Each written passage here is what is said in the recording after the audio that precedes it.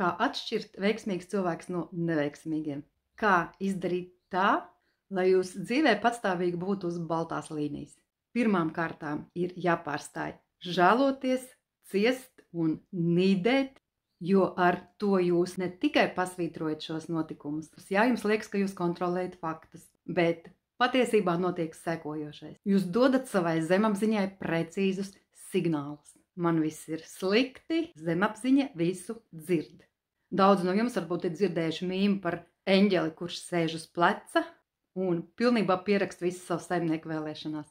Labi, nauda nav, veselība nav, vīrs slikts, sieva slikta un tā tālāk un tā tālāk. Ko dara veiksmīgi cilvēki? Viņi visus šos negatīvos notikumus, kas iespējams notiek viņa dzīvē, viņi cenšas no tiem abstrahēties. Viņi vienkārši sevi ar to neasociē.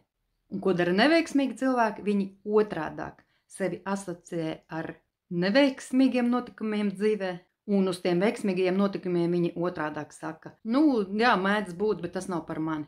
Veiksmīgiem cilvēkiem otrādāk. Veiksmīgie notikumi, kas notiek ar viņiem dzīvē, viņi saka, jā, tas ir mans nopelns, tie ir mani panākumi, bet viss neveiksmīgais sliktais, kas ar viņiem notiek viņu dzīvē, tā mēdz būt, tā gadās. Neviens no mums nav apdrošināts pret kaut kādiem negatīviem notikumiem dzīvē. Vienīgais, ko mēs varam darīt, mēs varam izmainīt savu attieksmi pret šiem notikumiem. Un psihologi arī tā saka, mainiet savu attieksmi. Bet kā to izdarīt? Ja mūs no bērnības programmēja uz to, ka visi bagātie ir zagļi, maitas, nauda nav priekš manis, lielu naudu godīgā ceļā nopelnīt nevar. Un rezultātā ar to pašu, kas notika, mēs atrodamies neveiksmes pusē. Redzam to, pamanām, uzsveram, pārliecinamies par to, un neviens no jums neaizdomājas, ka varbūt tās nemaz nav manas domas, varbūt, ka tās man ir uzspiestas, varbūt, ka es tomēr esmu veiksmīgs cilvēks, varbūt man veicas, bet ne.